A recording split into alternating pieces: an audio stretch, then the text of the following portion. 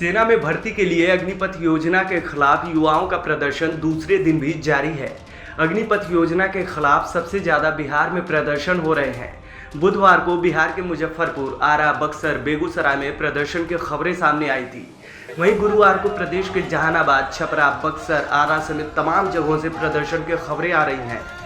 यहाँ युवाओं ने अग्निपथ स्कीम के विरोध में आगजनी कर NH 83 और NH 110 को जाम कर दिया है। प्रदर्शन कर रहे युवाओं ने केंद्र सरकार की इस योजना का विरोध किया और सरकार के खिलाफ नारेबाजी की। इधर कुछ युवा रेलवे ट्रैक पर भी धरना दे रहे हैं, जिससे पटना गया रेल लाइन पर आवागमन बाधित हो गई है। प्रदर्शन कर रहे युवाओं ने कहा कि वे इस बात से हताश हैं कि फिजिकल क्लियर होने के बावजूद 2 साल से सेना में उनकी भर्ती नहीं हो पाई। वहीं इस बीच सरकार नई स्कीम लेकर आई है। उधर अग्निपथ योजना को लेकर बिहार के नेता प्रतिपक्ष तेजस्वी यादव ने कहा कि ठेकेदारी प्रथा के तहत संविधान और आरक्षण को समाप्त किया जा रहा है। रेलवे और लेटरल एंट्री में ऐसा ही हो रहा है। तेजस्वी यादव ने तो यहाँ तक आरोप लगा दिया कि अग्निपथ योजना के तहत बीजेपी और संघ अपने लोगों को सरकारी खर्चे पर ट्रेनिंग दिलाना चाहती है। दरअसल सोमवार को रक्षा मंत्री राजनाथ सिंह ने आर्म्ड फोर्स में 4 साल के लिए नौकरी के लिए अग्निपथ योजना की शुरुआत की।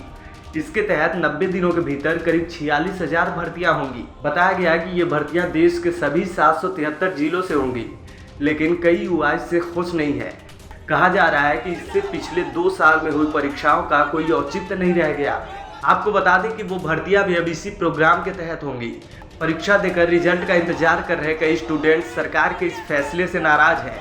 सड़कों के साथ साथ सोशल मीडिया पर भी गुस्सा देखा जा रहा है। भारतीय सेना में पहली बार ऐसी कोई स्कीम लॉन्च की गई है जिसमें शॉर्ट टर्म के लिए सैनिक की भर्ती की जाएगी। इस योजना के तहत हर साल करीब 40 से 50,000 युवाओं को सेना में शामिल किया जाएगा। ये युवा 17.5 साल से 21 साल की उम्र के बीच के होंगे।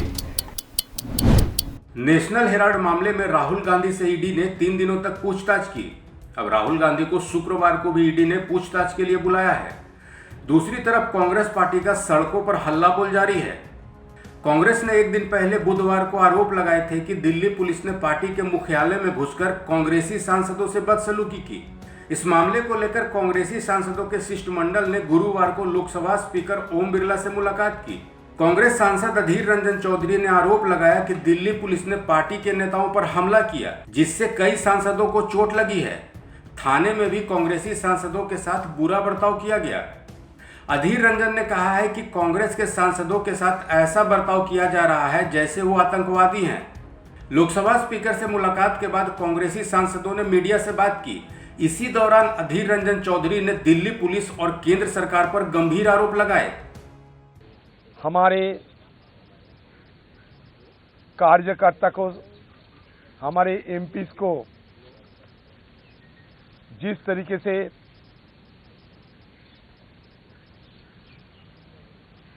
यहाँ के पुलिस वालों ने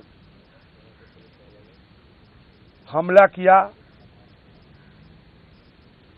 काफी हमारे एमपीज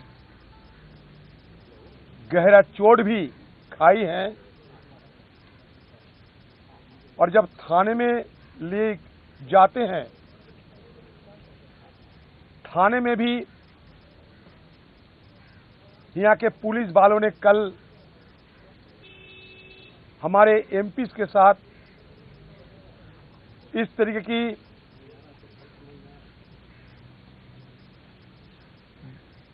बर्ताव किए हैं कि लगता है हम सारे कांग्रेस की एमपीज और कांग्रेस की कार्यकर्ताएं आतंकवादी बन चुके हैं। दरअसल नेशनल हेराल्ड अखबार से जुड़े कथित मनी लॉन्ड्रिंग मामले में कांग्रेस सांसद राहुल गांधी से ईडी ने मैराथन पूछताछ की। इसको लेकर कांग्रेस के सांसद और नेता लगातार प्रदर्शन कर रहे हैं। 3 दिनों तक दिल्ली में कांग्रेस ने जोरदार प्रदर्शन किया। दिल्ली पुलिस का दावा है कि विधि व्यवस्था को बनाए रखने के लिए कई कांग्रेसी नेताओं को हिरासत में लिया गया। दूसरी तरफ कांग्रेस का आरोप है कि उनके साथ ऐसा बर्ताव किया गया है जैसे वो आतंकवादी हो। पंजाबी सिंगर सिद्धू मूसेवाला हत्याकांड में पुलिस का शिकंजा कसता जा रहा है। कोर्ट के आदेश के बाद मूसेवाला मर्डर केस के आरोपी लॉरेंस बिश्नोई को पंजाब पुलिस ने अपनी कस्टडी में ले लिया है। अब पंजाब पुलिस मूसेवाला हत्या केस को लेकर लॉरेंस बिश्नोई से पूछताछ कर रही है। दिल्ली पुलिस की कस्टडी के बाद पंजाब पुलिस ने लॉरेंस बिश्नोई को गिरफ्तार कर लिया है। पंजाब पुलिस ने गैंगस्टर लॉरेंस बिश्नोई से मूसेवाला मर्डर केस में तकरीबन 4 से 5 घंटे पूछताछ की, जिसमें तकरीबन 10 से 15 सवाल थे। हालांकि पंजाब पुलिस के सूत्रों का कहना है कि पुलिस के सवालों का लॉरेंस बिश्नोई गोलमोल जवाब देता रहा। पुलिस के मुताबिक उसने कोई संतोषजनक जवाब नहीं दिया और पुलिस को बरगलाता रहा। वह पूरे समय तिहाड़ जेल का रट्टा ही रटता रहा। बिश्नोई ने सभी सवालों के जवाब में कहा कि वह मूसेवाला की हत्या के दौरान तिहाड़ जेल में बंद था। उसे इस मामले की कोई जानकारी नहीं है। पहले दिन की पूछताछ में लॉरेंस से कोई भी संतोषजनक जवाब नहीं मिलने के बाद अब पंजाब पुलिस ने प्लान बी पर काम करना शुरू कर दिया है। इसके तहत बिश्नोई को अब तक मूसेवाला की हत्या में गिरफ्तार दूसरे गैंगस्टरों से रूबरू कराया जाएगा। पुलिस के आला अधिकारियों को उम्मीद है कि 2 दिन की पूछताछ में कई सवालों से पर्दा उठ सकता है। पुलिस सूत्रों ने बताया कि लॉरेंस बिश्नोई के मेडिकल की सभी जांचें सामान्य है। इसके बाद भी वह तबीयत खराब होने का बहाना करता रहा। हालांकि पहले दिन की पूछताछ में पुलिस ने बिश्नोई के साथ कोई सख्त रवैया नहीं अपनाया था, लेकिन अगर आगे वो पूछताछ में पुलिस का सहयोग नहीं करता तो पंजाब पुलिस सख्ती से भी पेश आ सकती है। पंजाब पुलिस की पूछताछ में बिश्नोई ने होशियारपुर जेल में बंद गैंगस्टर गोरा का नाम लिया है। इसके बाद पुलिस होशियारपुर जेल से गुरप्रीत गोरा को खरड़ लेकर आई। गोरा कनाडा में बैठे गैंगस्टर गोल्डी बराड़ का जीजा बताया जा रहा है। बहरहाल अब हर एंगल से पुलिस मामले की जांच पड़ताल कर रही है। देखना होगा कि सिद्धू मूसेवाला मर्डर केस में और कितने राज्यों से पर्दा उठता है। पहले से ही महंगाई की मार झेल रहे अब आम आदमी पर एक और बोझ पड़ने वाला है। दरअसल जेट फ्यूल यानी कि हवाई जहाज में पड़ने वाले ईंधन के दाम में बढ़ोतरी हुई है। ऐसे में अब माना जा रहा है कि हवाई टिकट पहले के मुकाबले ज्यादा महंगे हो जाएंगे। आपको बता दें एटीएफ यानी कि एविएशन टरबाइन फ्यूल में आज भारी बढ़ोतरी हुई है। एटीएफ की कीमतों में एक साथ 16% की बढ़ोतरी की गई है, जिसके बाद एटीएफ की कीमतें रिकॉर्ड स्तर पर पहुंच गई हैं। आज से एविएशन टरबाइन फ्यूल की कीमत 1,41,232 रुपए 87 पैसे प्रति किलोलीटर पहुंच गई है। अब ऐसे में हवाई टिकट पहले के मुकाबले और महंगा हो सकता है। आपको बता दें एविएशन टरबाइन फ्यूल की कीमतें हर महीने 1 और 16 तारीख को अपडेट होती हैं। 1 जून से अब तक एटीएफ की कीमतों में 16.2% का उछाल देखा जा चुका है। ऐसे में एटीएफ के दाम अब तक के रिकॉर्ड स्तर पर पहुंच गए हैं। एटीएफ की कीमतों के रिकॉर्ड हाई पर पहुंच जाने के बाद अब इसका असर हवाई सफर पर भी पड़ने वाला है। विमानन कंपनी अब किराया बढ़ाने की तैयारी में है। एयरलाइंस का कहना है कि एटीएफ की बढ़ती कीमतें और रुपए की गिरती वैल्यू के कारण उनके सामने किराया बढ़ने के अलावा और कोई विकल्प नहीं बचा है। एयरलाइन कंपनी स्पाइसजेट के सीएमडी अजय सिंह का कहना है कि तकरीबन 10 से 15% किराए में बढ़ोतरी की जरूरत है, ताकि विमान के संचालन के व्यय को वहन किया जा सके और विमान का संचालन सुचारू रूप से जारी रह सके। स्पाइसजेट के एमडी का कहना है कि जून 2021 से विमानन ईंधन के दाम 120% से ज्यादा बढ़ गए हैं। ये भारी बढ़ोतरी झेलने लायक नहीं है। केंद्र और राज्य सरकारों को तत्काल एटीएफ पर टैक्स कम करना चाहिए, जो दुनिया में सबसे ज्यादा है। कोरोना वायरस के मामलों में इजाफा। बीते 24 घंटे में 12,213 नए केस।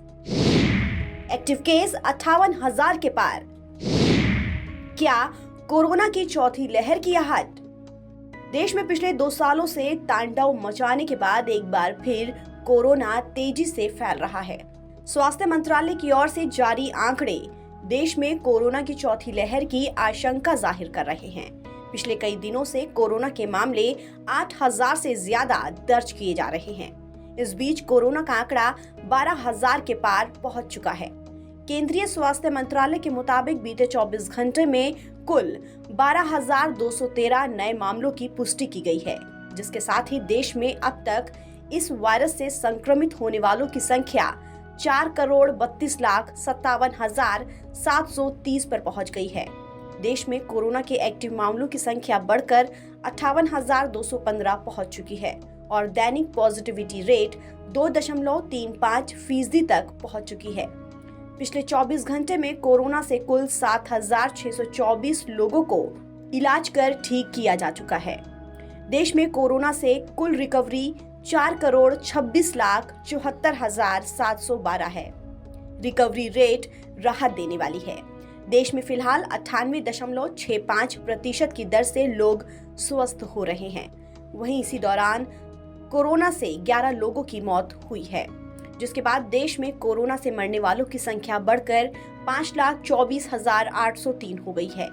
वहीं एक दिन पहले बुधवार को 8,822 नए मामलों की पुष्टि की गई थी, यानी एक दिन बाद ही कोरोना संक्रमण के मामले लगभग 38% से ज्यादा बढ़ चुके हैं। देश में सबसे ज्यादा कोरोना संक्रमण के मामले महाराष्ट्र से सामने आ रहे हैं। महाराष्ट्र में बुधवार को कोरोना वायरस से संक्रमण के 4,024 नए मामलों की पुष्टि हुई, जो कि पिछले दिन की तुलना में 36% ज्यादा है। इस दौरान 2 संक्रमितों की कोरोना से मौत हो गई। राजधानी दिल्ली की बात करें तो दिल्ली में बुधवार को कोरोना संक्रमण से 1,375 नए मामले सामने आए। वहीं संक्रमण दर 7.01% पर रही। स्वास्थ्य विभाग ने बताया कि नए मामलों के सामने आने के बाद दिल्ली में संक्रमितों की कुल संख्या बढ़कर 19,15,906 हो गई है। वहीं कोरोना वैक्सीनेशन पर नजर डालें तो राष्ट्रव्यापी टीकाकरण अभियान के तहत अब तक 195 करोड़ 67 लाख से ज्यादा लोगों को कोरोना की खुराक दी जा चुकी है। देश में पिछले कुछ दिनों से कोरोना के मामलों में हो रही बढ़ोतरी ने सरकार की चिंता बढ़ा दी है, लेकिन पिछली लहर के मुकाबले इस साल कोरोना का प्रभाव कम है और इसके लिए सरकार की कोरोना वैक्सीनेशन को ही श्रेय दिया जा सकता है। फिलहाल देश में सभी लोगों को कोरोना की तीसरी यानी बूस्टर डोज लगाई जा रही है। तो 12 साल से ऊपर के सभी उम्र के बच्चों को कोरोना वैक्सीन की दोनों खुराक देने का काम बड़ी तेजी से चल रहा है। फिलहाल इस खबर में इतना ही। देश और दुनिया की तमाम खबरों के लिए आप बने रहिए वन इंडिया हिंदी के साथ।